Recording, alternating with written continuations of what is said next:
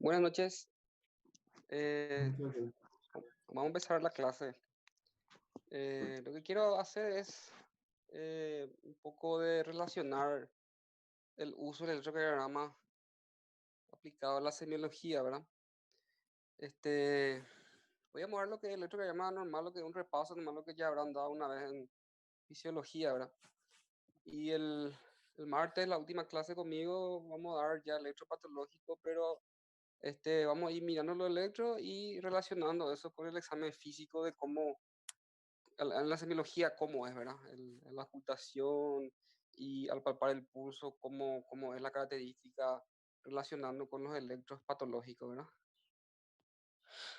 Bueno, entonces el electrocardiograma es un estudio básico, fundamental en las urgencias, ¿verdad? En el área de clínica médica sobre todo, ¿verdad? Bueno, eh, esto va a depender también de los factores de riesgo del paciente, ¿verdad? Hacerle un electro a un paciente de 20, 25 años, prácticamente no vamos a encontrar ninguna alteración, ¿verdad? A no ser que tenga alguna enfermedad como una cardiopatía congénita o una valvulopatía congénita, ¿verdad? Pero en general, la gran mayoría de los casos, el electro en pacientes menos de 40 años suele ser normal, ¿verdad? Y a medida que avanza la edad, sobre todo si hay factores de riesgo, en la mayoría encontramos el electropatológico, ¿verdad? Diabético, hipertenso, tabaquista, dislipidémico, obesos, encontramos siempre alteraciones, ¿verdad? Bueno, ahí como muestra la imagen, el electrocardiograma tiene varios electrodos, ¿verdad? Que se dividen en dos grupos. Uno son las derivaciones precordiales o horizontales, ¿verdad? Que son los electrodos ahí de color azul, ¿verdad? Los que están en el pecho. Y el otro grupo son las derivaciones frontales o de miembros, ¿verdad? Los que están en los miembros superiores e inferiores, ¿verdad? Bueno, em, las derivaciones frontales o de miembros a su vez se dividen en dos grupos, ¿verdad? Tenemos las derivaciones unipolares, que son ABR, ABL y ABF, ¿verdad? Y las bipolares, que son de uno, de 2 y de 3, ¿verdad? Esa distinción ya queda a cargo del aparato del electrocardiograma, ¿verdad? No es que existen 6 cables, sino que 3 nomás y la máquina ya hace esa distinción a la impresión nomás ya, ¿verdad? Entonces, dentro de las derivaciones frontales o de miembro tenemos el color rojo, que es ABR. ABR viene de R de inglés, right, ¿verdad? Es derecha. El amarillo es ABL, que es left, izquierda. Y ABF, que es de F, ¿verdad? Que es foot, que es pie, ¿verdad? Entonces ahí se forma un semáforo, rojo, amarillo, verde, como está en la imagen, ¿verdad? Y este electrodo negro es solamente ya un, un polo, digamos, negativo, ¿verdad? Solamente ya es como un cable a tierra, ¿verdad? Que no tiene valor en la interpretación del electrocardiograma, ¿verdad? Bueno, esta es la imagen de un electrocardiograma normal. Las ondas se ven bien y el trazado también. El papel más de fondo no se ve muy bien, ¿verdad? Pero no importa eso. Lo que yo quiero explicar nomás es la disposición de las ondas que se ven en el electrocardiograma. Em, Algunas ondas son positivas y otras ondas son negativas, ¿verdad? Em, ¿Por qué algunas son más positivas y otras más negativas? Bueno, el electrocardiograma es una impresión, ¿verdad? En el papel que hace el equipo, ¿verdad? A través de la unión de vectores. La unión de vectores son como flechas, ¿verdad? Entonces, lo que hacen esos vectores es alejarse o acercarse al eje de despolarización normal del corazón, ¿verdad? Por anatomía, ustedes saben que el corazón tiene una disposición de derecha a izquierda y de arriba hacia abajo, ¿verdad? En un paciente más o menos con esta constitución física normal, ¿verdad? El eje cardíaco tiene un eje de 60 grados. Y eso varía, ¿verdad? Si es un paciente de talla alta, delgado, un hábito así marfanoide, entonces el corazón es más eh, verticalizado, tiene un eje 90 grados, ¿verdad? Ahora, si es un paciente como el que se ve acá a la izquierda, un paciente así obeso, de estatura baja, cuello corto, entonces el corazón tiene un eje más horizontalizado, ¿verdad? Suele ser un eje de 0 grados. Entonces, esas desviaciones em, se puede representar gráficamente a través de un plano cartesiano. Y en ese plano cartesiano se va generando un sistema hexaxial de coordenadas, se llama, donde ahí aparecen todas las derivaciones frontales, tanto unipolares como bipolares, y a través de eso se puede hallar el eje de despolarización del corazón, ¿verdad? Bueno, entonces dijimos que el corazón se despolariza de arriba hacia abajo, de derecha a izquierda, y que puede variar entre 0 a 90 grados, dependiendo de la constitución física del paciente, ¿verdad?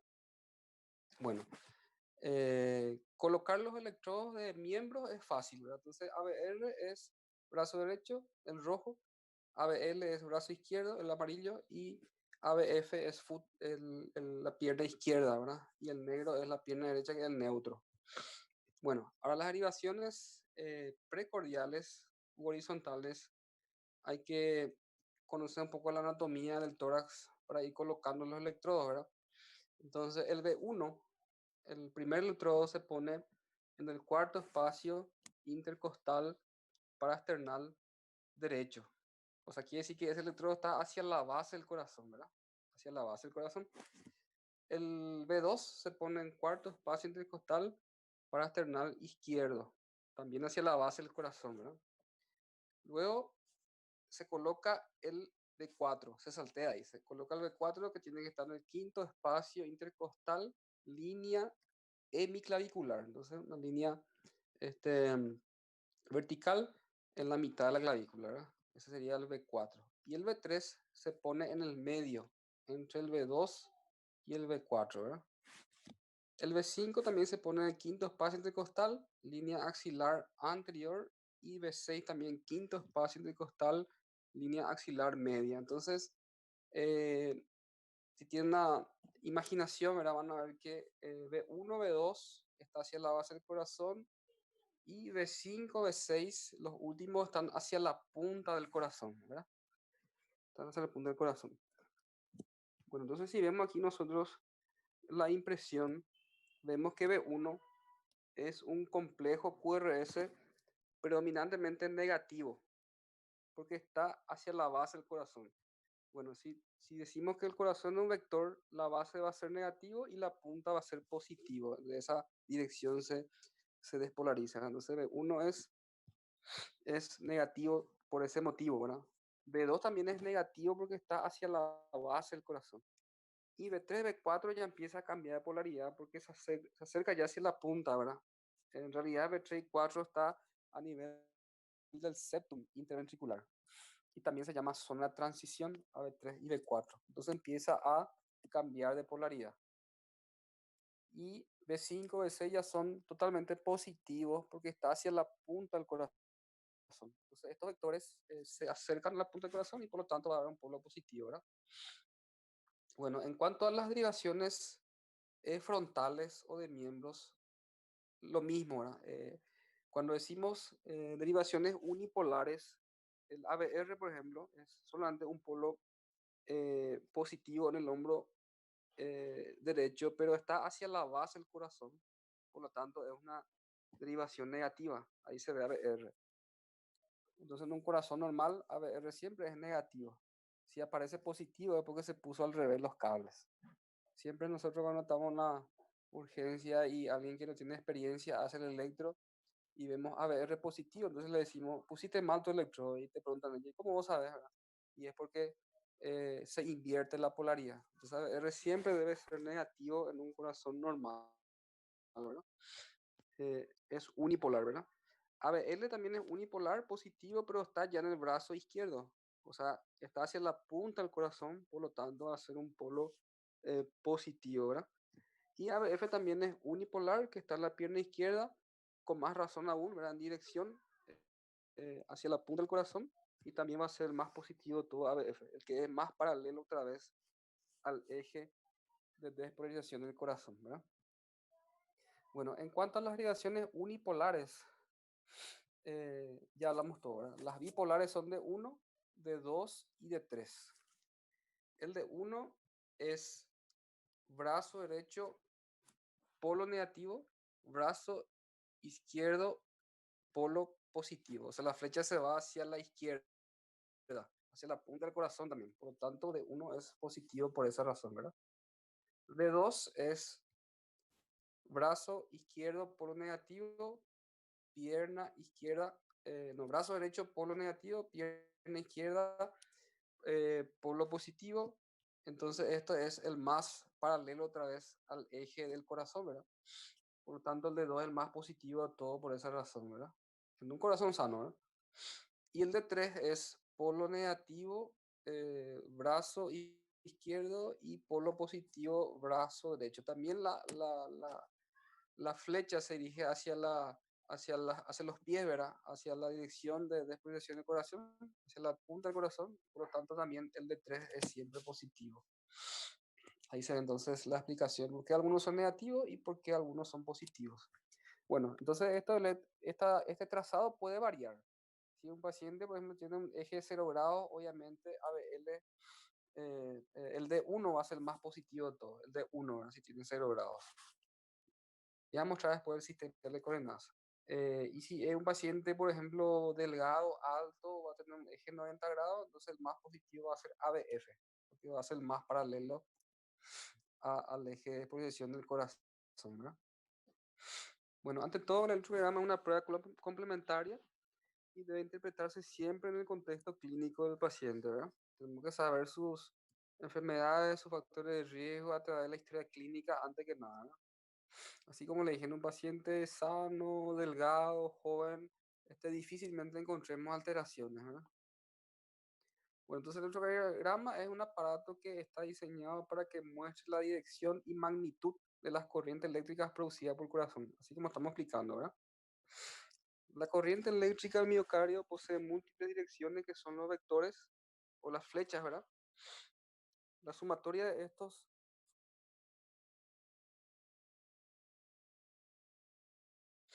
la sumatoria de esto es registrada mediante electrodos colocados sobre la piel en diferentes partes del cuerpo. Eso ya explicamos también, ¿verdad?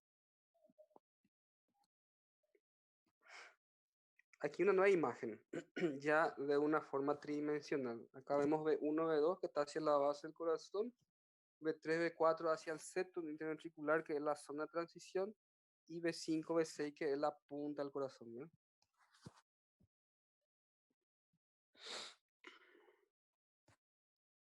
Bueno, entonces acá tenemos un plano cartesiano eh, que dividimos en 4 partes, ¿verdad?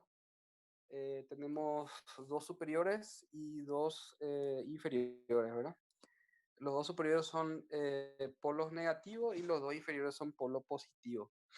Entonces, eh, la interposición de todos estos vectores, tanto unipolares o bipolares, es lo que va a generar el sistema exaxial de coordenadas.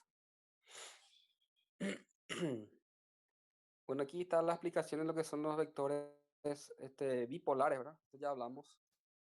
Uno es polo negativo y el otro polo positivo, ¿verdad? Y ahí se va formando el sistema exaxial de coordenadas, ¿verdad? De 1, por ejemplo, es 0 grados, de 2 es 60 grados, de 3 es 120 grados, ABF es 90 grados, ABL es menos 30. O sea, fíjese que los 2 cuadrantes superiores son negativos y los 2 cuadrantes inferiores son positivos. Entonces, es un plano cartesiano esto, ¿verdad?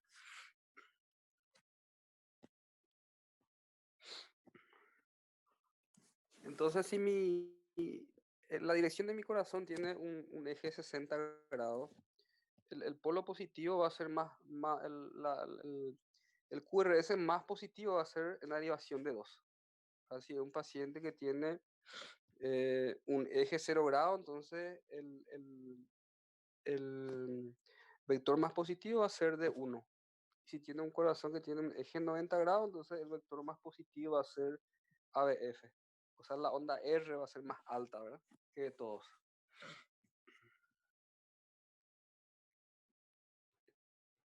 Entonces, este se llama sistema exaxial de coordenadas y es un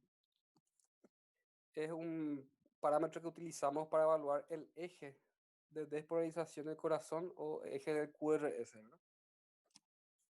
Y eso puede estar desviado. Normalmente va entre 0 a 90 grados, ¿verdad? Algunos dicen menos 30 a 110, ¿verdad?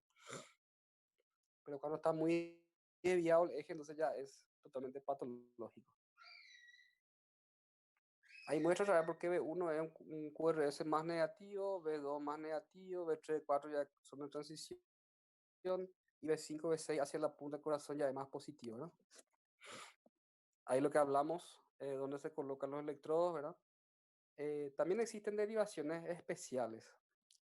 Por ejemplo, B3 y B4 podemos poner a la derecha, que se llama B3R y B4R, la misma localización, pero a la derecha, ¿verdad? Esta, ah, esta variación se utiliza cuando existe sospecha, por ejemplo, de alteración en el ventrículo derecho, sobre todo infarto del ventrículo derecho. Entonces, colocamos esos electrodos a la derecha y está mirando entonces la actividad eléctrica del ventrículo derecho. Bueno, a la derivación B1, B2 también se le llama precordial derecha, porque está hacia la derecha del corazón. B3, B4 dijimos que es una transición y B5, B6 ya es precordial izquierda, que está hacia la punta del corazón. Hay otra imagen tridimensional, ¿verdad? Como los electrodos están mirando, digamos, el parte del corazón, ¿verdad?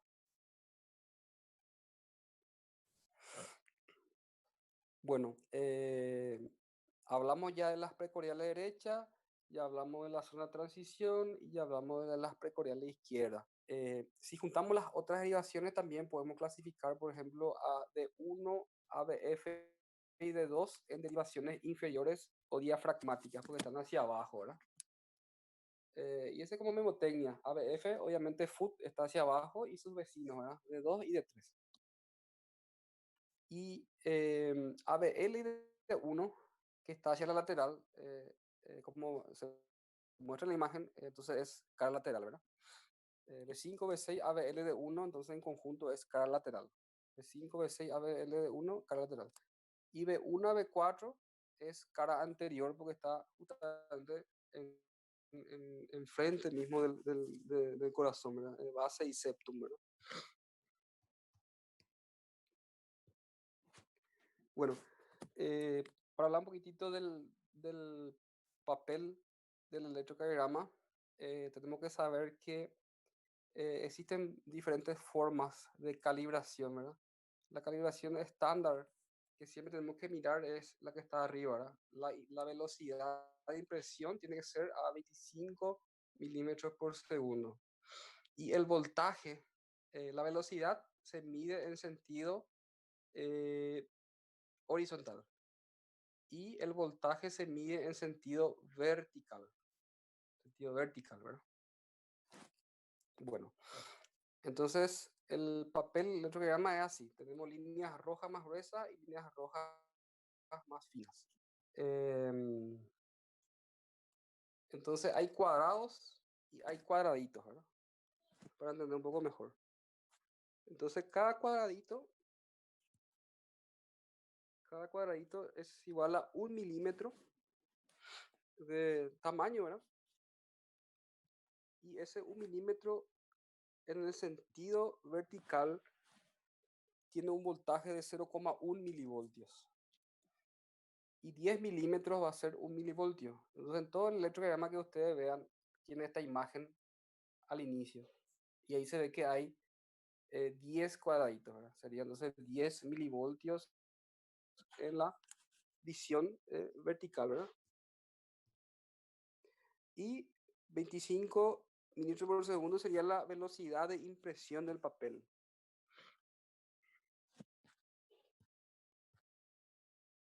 Bueno, en el sentido horizontal,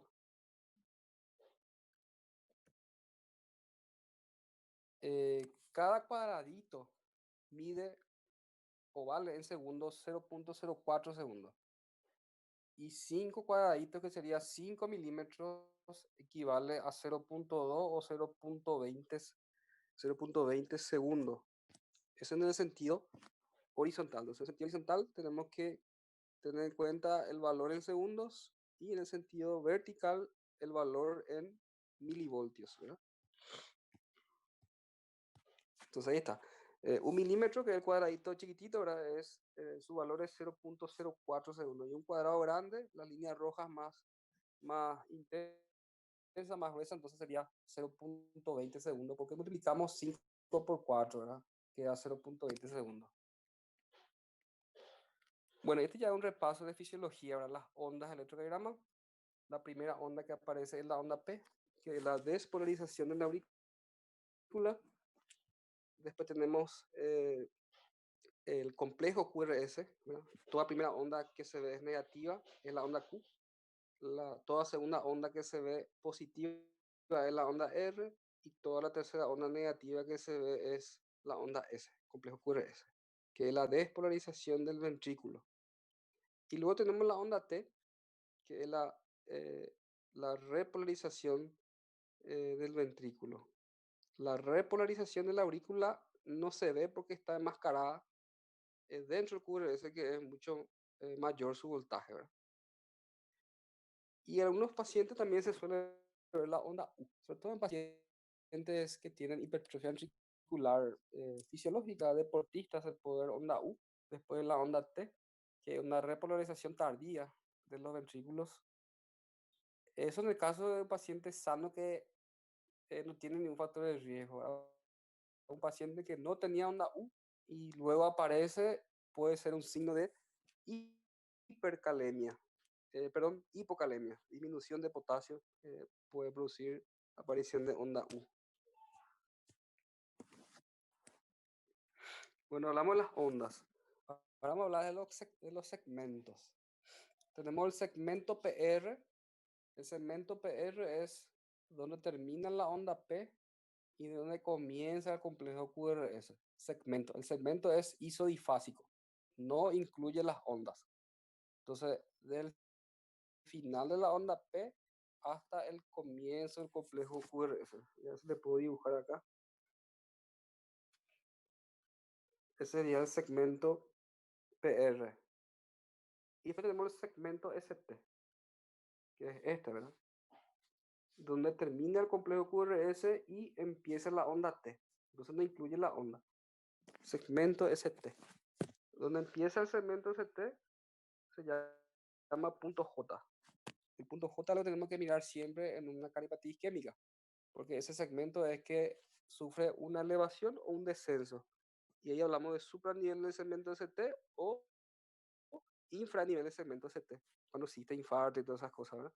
Entonces, punto J es el inicio del segmento ST.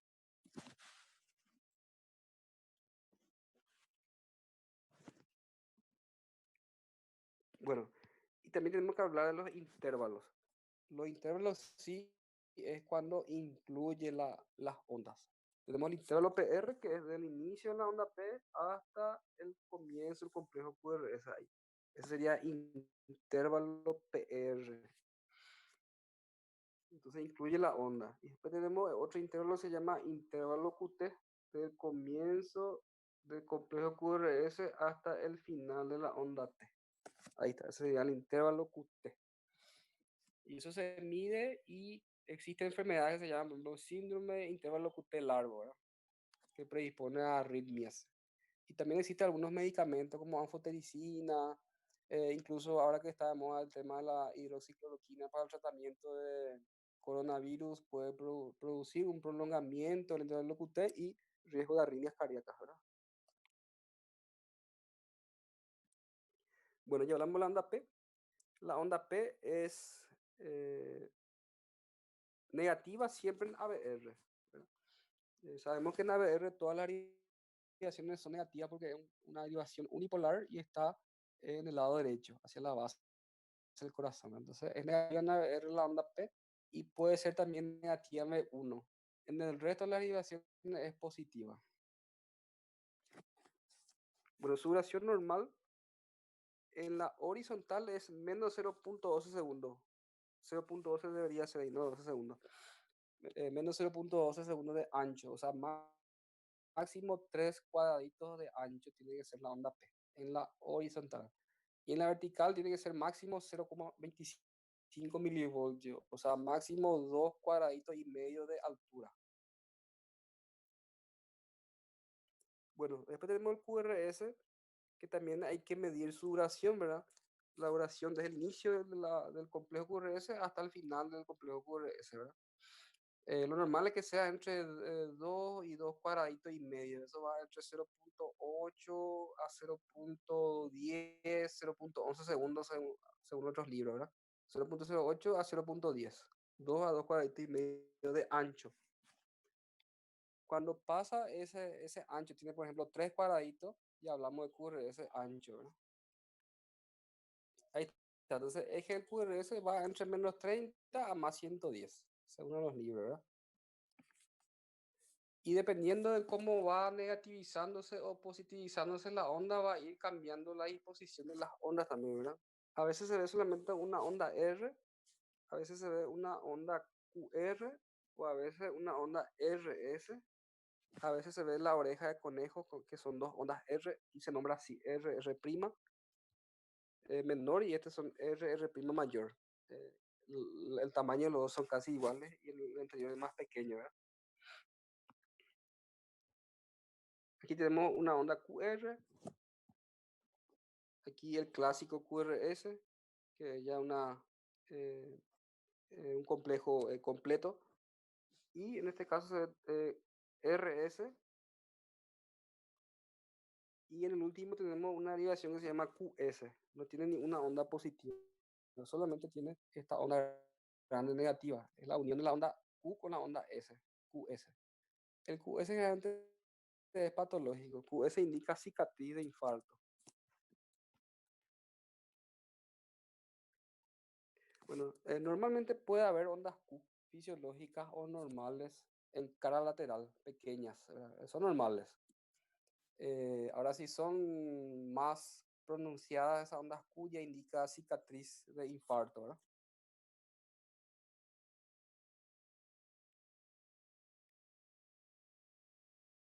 Acá se ve por ejemplo B5, B6, que de cara lateral una pequeña onda Q. Apenas se ve, ¿verdad? Sería este. Ahí está, onda Q.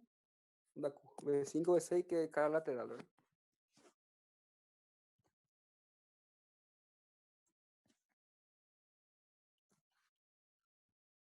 Acá por ejemplo en derivación B4 se ve eh, onda R y onda S.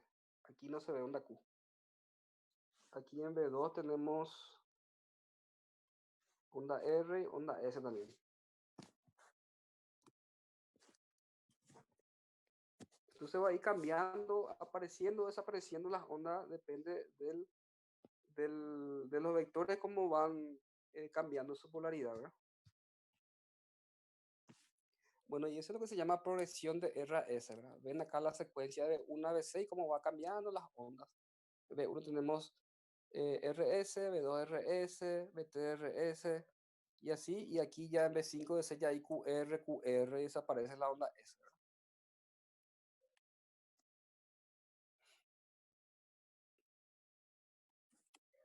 Bueno, onda T. La onda T es también positiva en todas las derivaciones excepto ABR. Ya saben por qué ABR es siempre negativo, ¿verdad? Porque es una derivación, un complejo totalmente negativo. Bueno, onda U puede aparecer en pacientes con hipertrofia ventricular fisiológica o hipertensiva, o también puede ser signo de hipocalemia en pacientes que no tienen onda U previamente, ¿verdad? Bueno, hay un repaso otra vez. Segmento PR, que no incluye las ondas, y segmento ST. Entonces, el inicio del segmento ST es el punto J.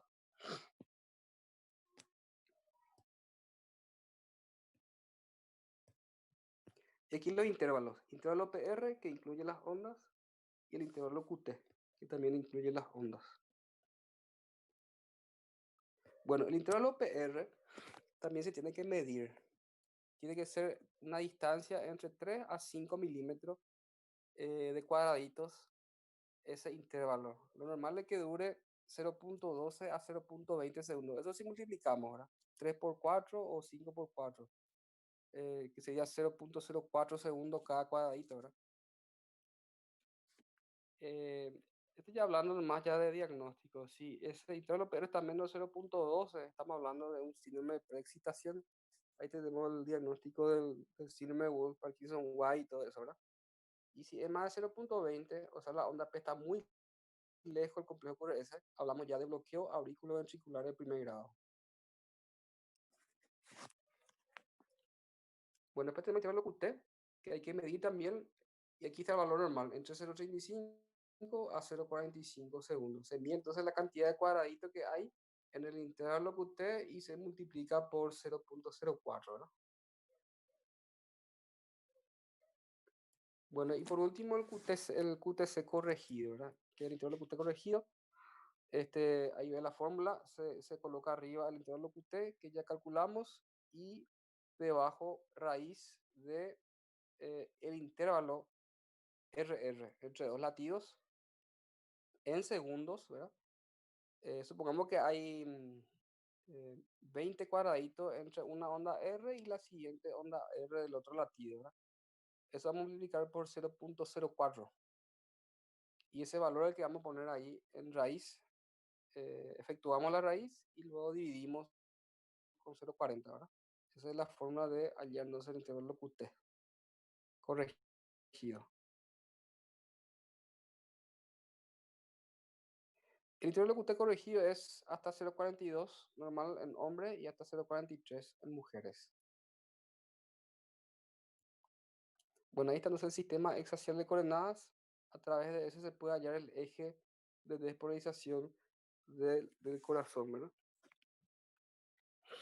Y esta es la rutina de interpretación del electrocardiograma. Todos estos parámetros tenemos que calcular y hacer el informe, ¿verdad? O sea, los cardiólogos, los clínicos, cuando hacemos el electro tenemos que evaluar todas estas variables, ¿verdad? La frecuencia cardíaca, el ritmo cardíaco, el intervalo PR, el ancho del QRS, el eje del QRS a través del sistema exaxial de coordenada, el intervalo QT y por último el QTC corregido, ¿verdad? O intervalo QT corregido.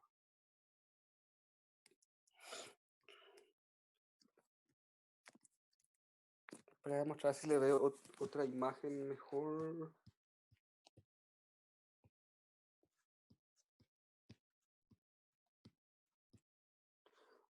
En esta imagen, por ejemplo,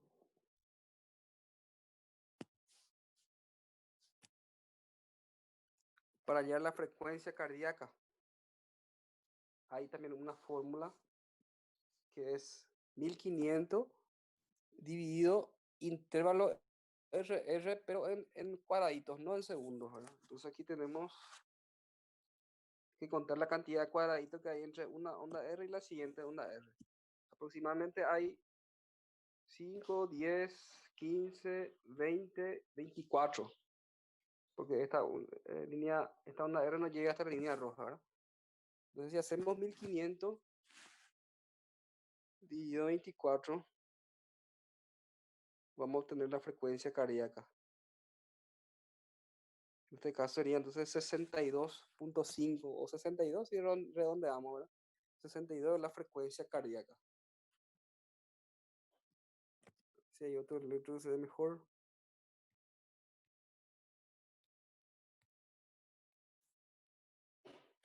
En este caso, por ejemplo, a ver, desde aquí hasta aquí, vamos a calcular 5, 10, 15. Acá hay 1, 16, 17, 18, 19.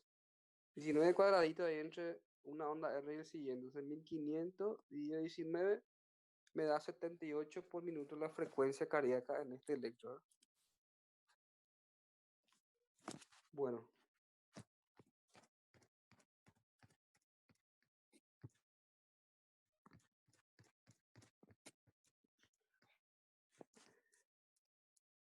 Entonces la frecuencia cardíaca se halla así, ¿verdad? Después el ritmo cardíaco tenemos que ver eh, si todas las distancias son iguales, ¿verdad? Por ejemplo, si la distancia de esta distancia es igual a esta distancia es igual a esta, ¿verdad? Todas las distancias son iguales entre cada onda R y existe onda P. Existe onda P en todas las derivaciones, onda P en todas las derivaciones, y el ritmo entonces a simple vista se ve que es un ritmo regular, sinusal. En el caso que sea una fibrilación auricular, por ejemplo, va a ser irregular, ¿verdad? Después hay que hallar el integral OPR. Acá la imagen no es muy buena, no se ve bien, pero si calculamos más o menos desde aquí hasta acá, integral OPR sería más o menos 3 cuadraditos, ¿verdad? Aproximadamente, por acá, de acá hasta acá es 5, entonces más o menos 3. Entonces 3 por 0.04 da 0.12. Y dijimos que 0.12 a 0.20 es normal, ¿verdad?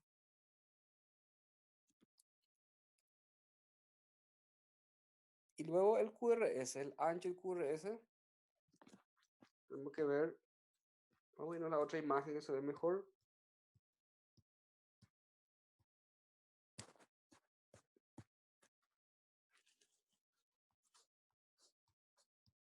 El ancho del QRS se calcula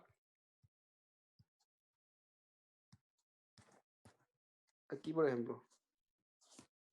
No se ve tan bien, pero aproximadamente vemos que desde aquí hasta aquí hay aproximadamente 2 cuadraditos, ¿verdad?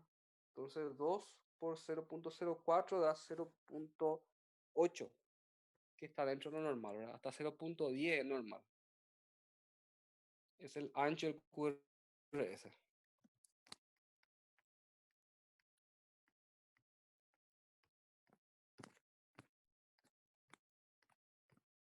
Bueno, y luego tenemos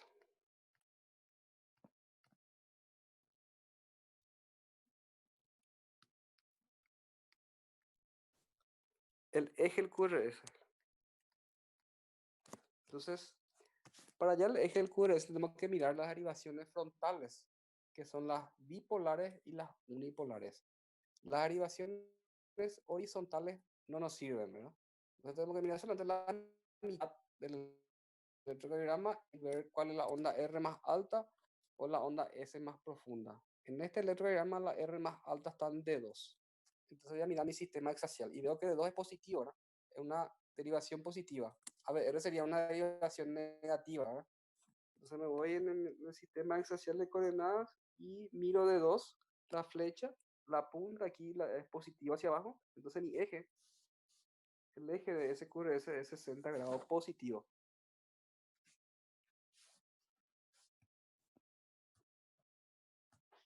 A ver, otro ejemplo más complicado. Este, por ejemplo, tengo que ver la onda R más alta o la S más profunda. En este caso, la S más profunda, en comparación con las otras ondas R, esta es la más profunda, ¿verdad? Es más largo, por ejemplo, que esta onda R. Es más largo que esta onda S. Entonces la S más profunda sería en D3, pero es una derivación negativa. Es una derivación negativa. Entonces me voy al sistema hexaxial y aquí tengo D3, que es este. Pero como una derivación negativa, me voy hacia arriba. Entonces el eje de ese electro es menos 60 grados, porque es negativo la derivación. Ahora, si era más positivo, la onda R en D3 hubiera sido 120 grados, pero como es negativo, entonces me voy hacia la cola y es menos 60 grados el eje de ese electrocardiograma.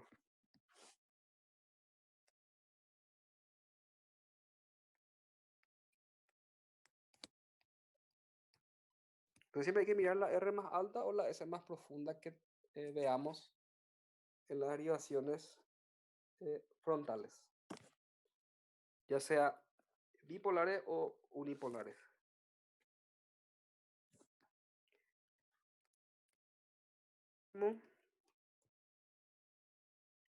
Debemos ver el intervalo QT. Vamos a mirar otra vez un electro que sea más visible.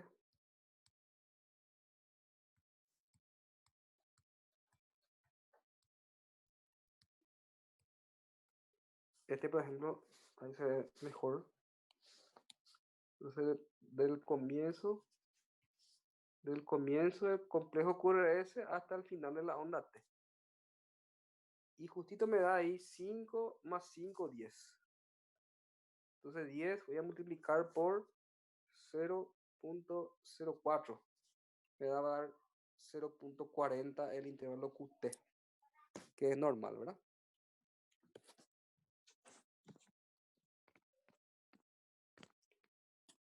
Y así siempre se va calculando el electrocardiograma. Obviamente que es una cuestión de práctica, ¿verdad? Hay que mirar el electro todos los días y practicar, practicar. Para que uno se familiarice con eso, ¿verdad? ¿Alguna pregunta?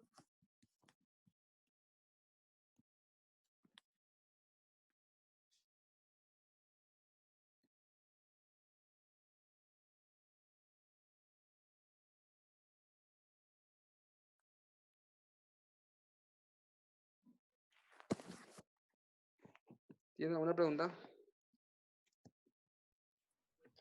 No, doctor, o sea, de mi parte. Creo que no, creo que es más práctica y volver a ver todos los días, como dijiste, doctor. Sí, pero quedó claro la explicación, ¿verdad? Sí, doc. Sí, Hay que súper tener bien, medio doctor. una visión tridimensional nomás cuando uno ve el electro, ¿verdad? Mucha imaginación también, ¿verdad?